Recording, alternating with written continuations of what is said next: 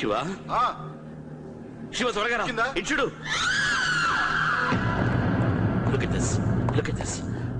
ఆ సీరియల్లో ఒక సిస్టర్ క్యారెక్టర్ ఉంది కదా, గీత అని. తను ఒక న్యూస్ రీడర్. తనని తన కుటుంబానికి చెందిన 8 మందిని సుత్తితో కొట్టి చంపేశారు. చిన్నపిల్లలను కూడా వదలలేదు. వాళ్ళు ఉన్న address 13B Rajiv Gandhi avenue. Shiva, వాళ్ళున్న ఇంటి అడ్రస్, ఇప్పుడు నేను ఉంటున్న అపార్ట్మెంట్ అడ్రస్ ఒక్కటి. వాళ్ళ ఇంటి నంబర్ 13B, నేను ఉంటున్న ఫ్లోర్ నంబర్ 13, ఇంటి నంబర్ 13B.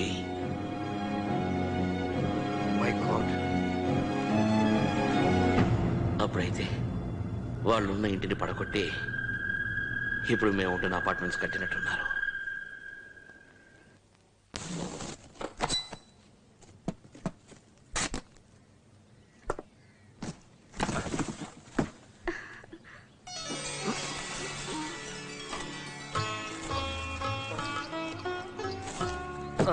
గాయత్రి, కొంచెం కుంకుమ తీసుకొచ్చి టీవీకి బొట్టు పెట్టమ్మా. అలాగే.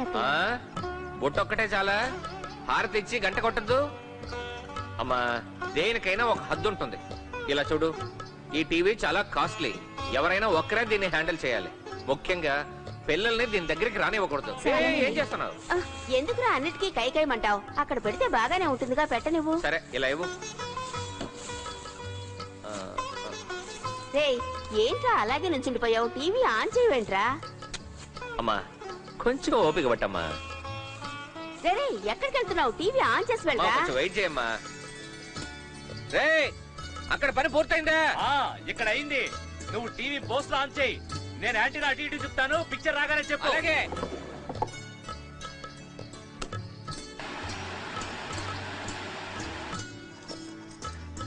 వచ్చిందా? ఏమన్నా వచ్చిందా? ఏమీ రాలేదంట. కొంచెం తిప్పు, ఇంకొంచెం అలా తిప్పు, ఇంకొంచెం. ఇప్పుడు వచ్చిందా? ఇప్పుడు ఏమన్నా వచ్చిందా? ఇంకొంచెం ఇంకొంచెం. బొమ్మ వచ్చిపోయిందంటరా. కొంచెం రివర్స్ లో తిప్పు. రివర్స్ లో నెమ్మదిగా. ఇప్పుడు బొమ్మ చాలా క్లియర్ గా ఉందంట. ఆ పొజిషన్ లో ఫిక్స్ చేయి. Okay okay. త్వరగా మట్టి తీస్తున్నానుగా. ఏయ్ పిల్లలు, ఇంట్లో కొత్తగా టీవీ బిగించాం. వెళ్ళి చూడండి. త్వరగా వెళ్ళండి, వెళ్ళండి వెళ్ళండి. సరే చిన్నాన్న, జాగ్రత్తగా పెట్టు. అలాగే అలాగే. మట్టి తోసాయి, మట్టి తోసాయి.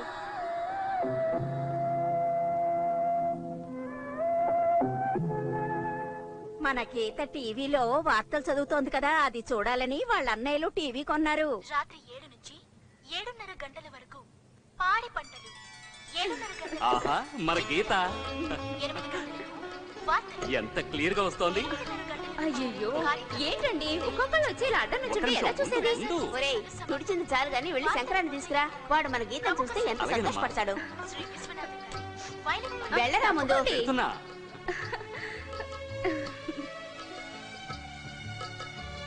కృష్ణ, ఏంటమ్మా? వాళ్ళంతా బయట కూర్చోండి, లోపలికి రమ్మను. గాయత్రి, లక్ష్మి, వాళ్ళందరూ వస్తే చోటు చాలదు. చేపలు తీసుకొచ్చేయండి అమ్మా. జాగ్రత్త, నెమ్మదిగా చూసుకో. జాగ్రత్తగా దిగో.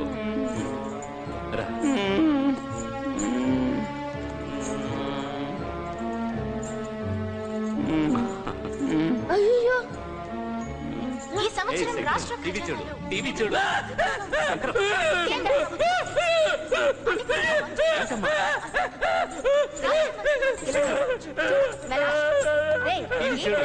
మన గీత.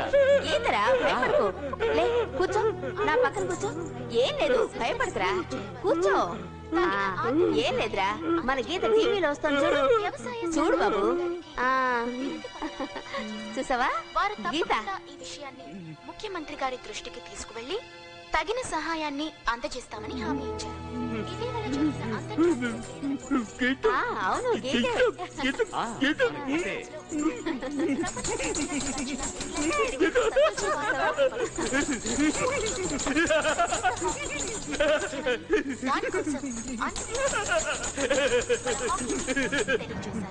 ఇంతటితో వార్తలు సమాప్తం. నమస్కారం. నమస్కారం అమ్మా.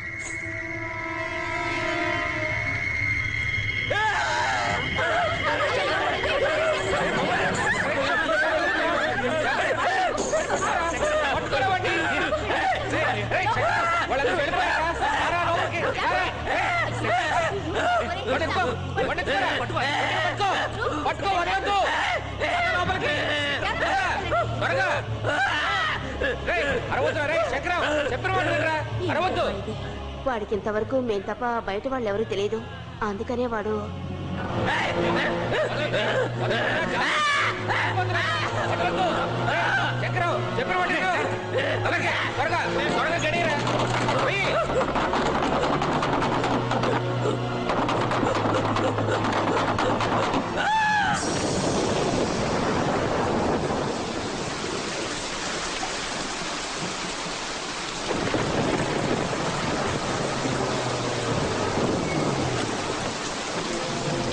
మనకంటే ముందు పత్రికల వాళ్ళు ఎలా వచ్చారయ్యా? ఇన్వెస్టిగేషన్ పూర్తయ్యే వరకు ఎవరిని లోపలికి వదలొద్దు. Okay sir.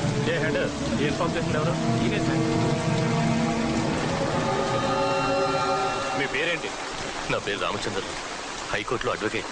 మీకు ఈ కుటుంబానికి ఏమిటి సంబంధం? Family friends sir. నాకు ఈ కుటుంబంలోని గీతకి పెళ్లి ఫిక్స్ అయింది. మ్యారేజ్ ఇన్విటేషన్ శాంపుల్ చూపిద్దామని వచ్చాను. లోపలికి వెళ్ళి చూసేసరికి ఏ హెడ్ అందరిని బయట పంపవయ్యా త్వరగా.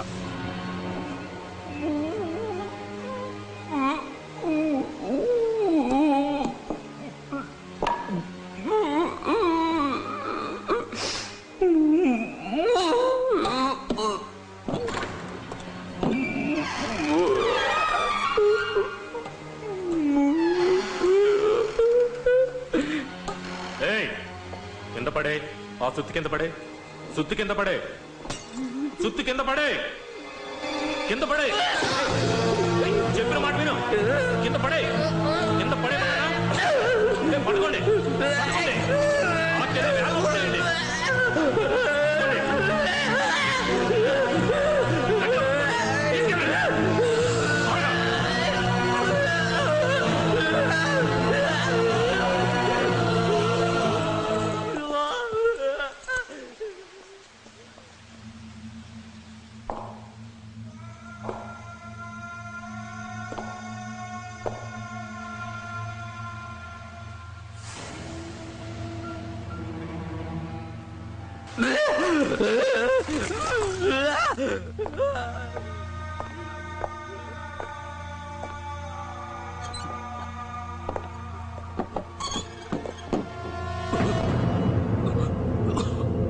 ఏ హెడ్ సార్, త్వరగా రావయ్యా.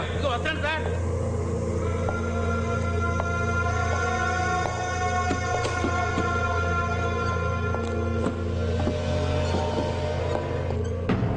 ఏంటి సార్?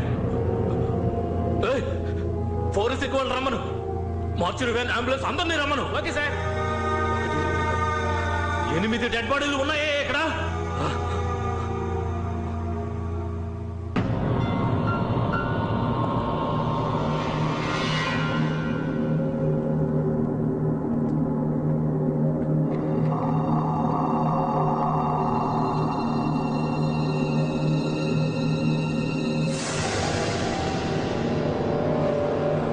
ఏ హెడ్ చుట్టుపక్కల ఎంక్వైరీ చేసావా? చేశాను సార్. ఇద్దరు వచ్చారు. ఎవరు వాళ్ళు? రమ్మను.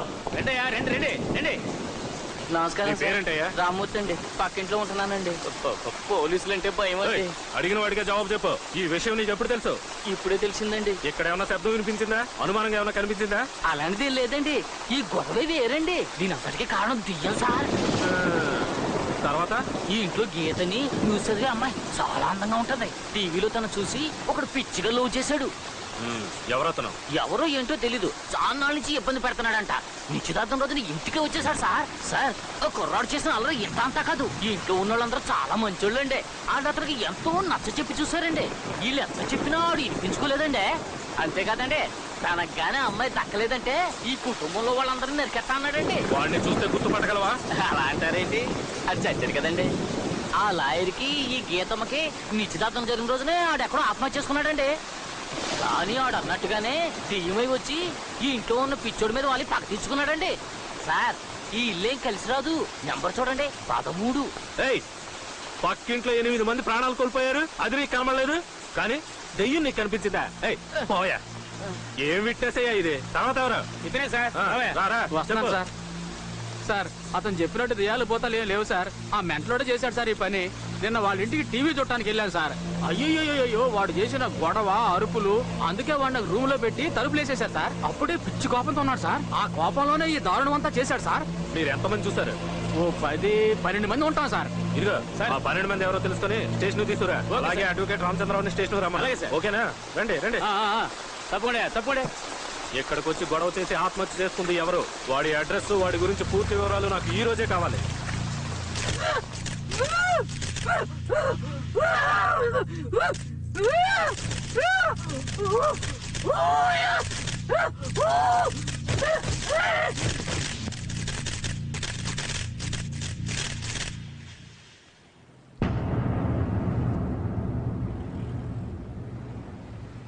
ఎంత ఘోరం జరిగింది. అతను అరెస్ట్ చేశారు సరే, కానీ ఇక్కడ చూసాం ఇంక ఇంట్రెస్టింగ్ విషయం. అతని కోర్టుకి తీసుకువెళ్ళేటప్పుడు అతని కోసం ఒక లాయర్ హాజరయ్యారు. ఆయన పేరు మిస్టర్ రామచంద్రరావు. ఈ రామచంద్రరావుకి గీతకే ఎంగేజ్మెంట్ జరిగింది. అయ్యా తాంబూలాలు మార్చుకోండి.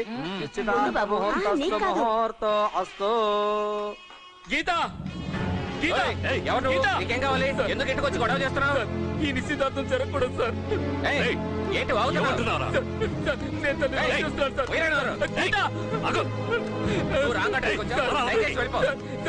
టీవీలో ఎన్నిసార్లు టీవీ చూస్తుంటారు, అందరిని పెళ్లి చేస్తారు.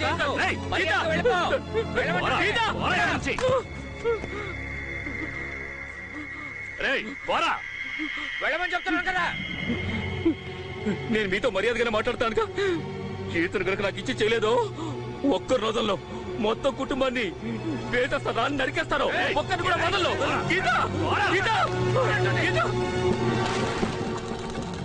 తనకి దక్కలేదన్న ఒకే ఒక కారణంగా గీత ఎంగేజ్మెంట్ నాడే తను ఆత్మహత్య చేసుకున్నాడు. వీడెవడో సరైన క్రాక్ లాగా ఉన్నాడు రా. గీత లేకపోతే సంగీత, దీనికోసం సూసైడ్ చేసుకుంటారా ఏంటి?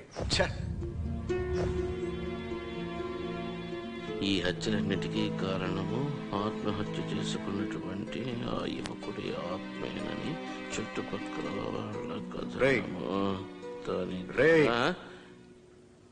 ఆ రోజు నేను మీ ఇంటికి వచ్చినప్పుడు టీవీ సీరియల్లో పోలీస్ ఆఫీసర్ని చూసాను, గుర్తుందా? అవును. వాడేరా వీడు? ఇన్స్పెక్టర్ శ్రీనివాస్. ఈ కేసుని ఇన్వెస్టిగేట్ చేశాడు. అదే ఇంట్లో ఊరేసుకు చచ్చాడు.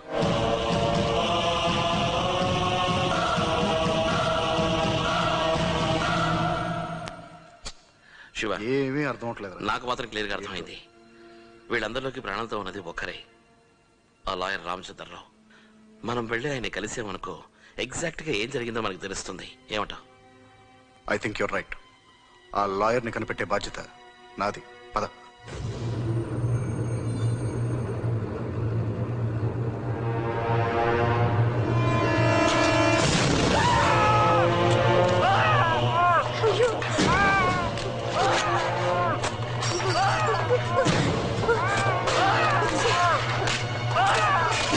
అయ్యో ఏమిటి ఘోరం?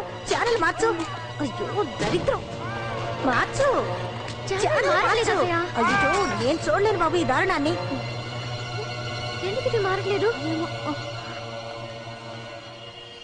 ఆయనేనా? అవునవును ఆయనే. రాగానే నాకు ఫోన్ చేయండి, నేను వచ్చి మాట్లాడతాను. Okay? Advocate Ramachandra Rao. Yes sir, నా పేరు మనోహర్. ఇతనే శివ. శివ? హలో. ఎస్ఐ మీతో ఫోన్ లో మాట్లాడి నేనే సార్. ఏ పని మీద వచ్చారు? సార్, దీని గురించి మీతో కాస్త పర్సనల్ గా మాట్లాడాలి.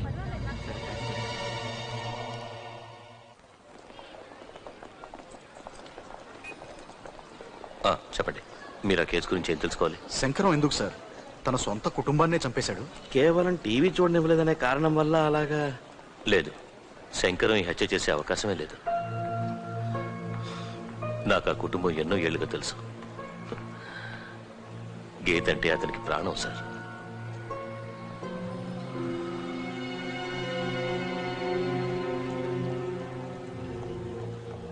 ఆ రోజు అక్కడికి ఇంకెవడో వచ్చాడు. సుత్తితో అందరినీ కొట్టి చంపేసి ఆ సుత్తిని అక్కడే పడేసి విడిపోయాడు. శంకరం మధ్యస్థిమితం లేని మనిషి, ఆ సంగతి నాకు తెలుసు. అన్నం పుణ్యం తెలియని అతను డెడ్ బాడీని కౌగిలించుకుని ఏడ్చాడు. ఒంటి నిండా రక్తం అంటుకుంది. నేను చూసేటప్పటికి కూడా అతని కోపం అంతా ఆ టీవీ మీదే ఉంది సార్. టీవీ మీదే ఉంది. ఆ టీవీ అంతటికీ కారణం అనుకుని ఆ సుత్తితో టీవీని పగలగొడుతూ ఉన్నాడు. ఫింగర్ ప్రింట్స్ దాని మీద పడ్డాయి. సర్కమ్స్టాన్షియల్ ఎవిడెన్సెస్ అన్ని అతనికి అగెన్స్ట్ అయ్యాయి. అతన్ని కాపాడని నేను కోర్టులో ఎంతో వాదించాను.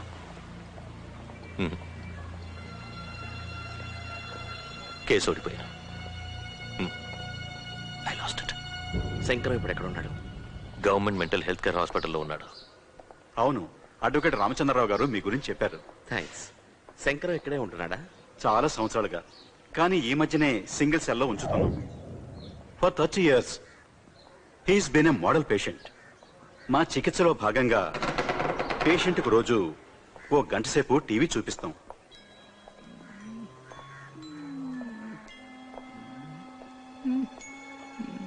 ఆ రోజు February 21st.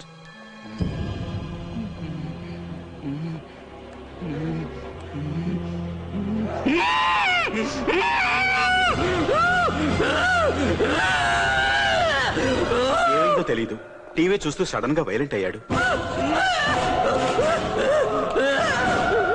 Is it normal TV చూసేటప్పుడు ఇలాంటి వైలెంట్ బిహేవియర్? Very strange.